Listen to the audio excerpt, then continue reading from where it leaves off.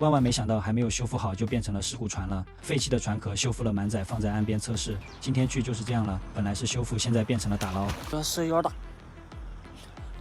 哦，石头开始有水。现在这里的水深的话，差不多有1.2米左右。我先试着把能摸到的石头扔出船舱来，减轻船的重量。但是船是倾斜着的，只有船头能摸到几块，只能先想办法把船拖起来一点，再做打算。这个水应该撑得住吧？就从这里给它扔下去。这长度够不够？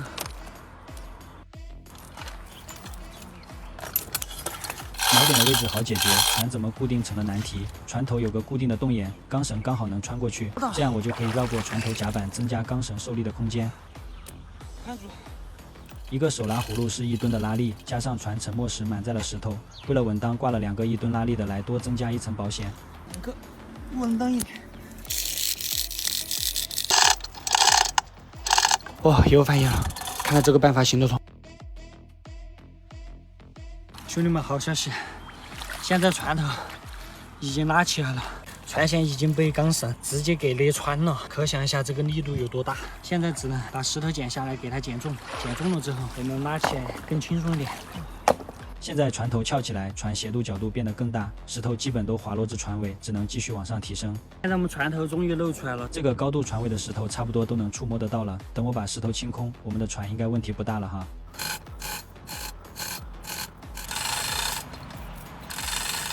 果然，石头清理干净后拉起来就比较轻松，但手拉葫芦一次只能拉2米，船拉出水面1半左右已经拉到头了，只能重新收紧钢绳，减少距离。现在我们要给它换一个位置，给它收紧，待会儿直接从这里开始拉。现在再挂上，应该没问题。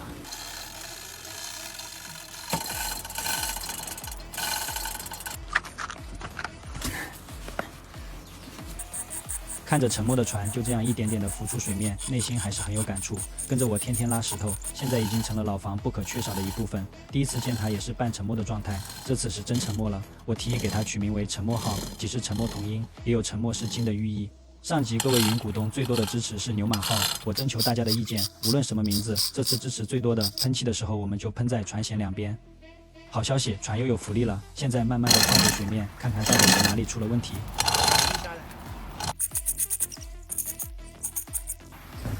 成功了，下水。